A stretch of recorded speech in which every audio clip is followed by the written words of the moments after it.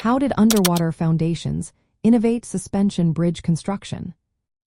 Imagine building a bridge that stretches across a wide river or deep sea, connecting distant shores. How do engineers keep such massive structures stable in water? The secret lies beneath the surface with underwater foundations. These foundations, especially the use of caissons, changed the game for suspension bridges. They allowed engineers to anchor the tallest towers securely to the bedrock deep below water.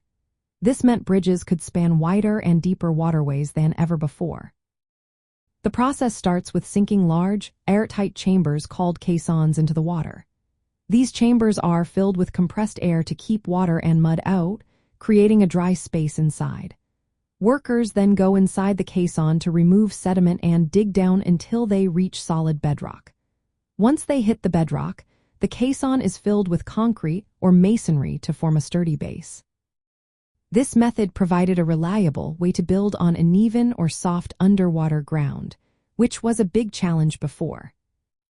The Brooklyn Bridge, built in the late 1800s, was one of the first to use caissons successfully.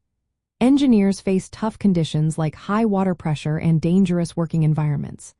Some workers suffered from decompression sickness, also called the bends, because of rapid changes in pressure. Despite these risks, the use of caissons made it possible to build the massive stone towers that supported the bridge. These towers held the longest suspension span of that time, setting a record for size and strength. Later bridges, like the Golden Gate Bridge, improved these techniques further. Divers worked underwater to clear loose material and place foundations deep below turbulent waters. These underwater bases supported steel or reinforced concrete towers, which then carried the main cables. Anchoring towers underwater helped engineers overcome natural obstacles like soft sediment, deep water, and strong currents.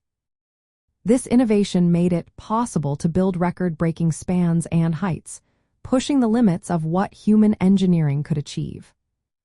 Thanks to underwater foundations, suspension bridges could reach across wider and more challenging waterways. They became symbols of human ingenuity and engineering strength. These innovations allowed us to connect distant places, improve transportation, and set new records in bridge design. In short, underwater foundations revolutionized how suspension bridges are built, opening up new possibilities for infrastructure around the world.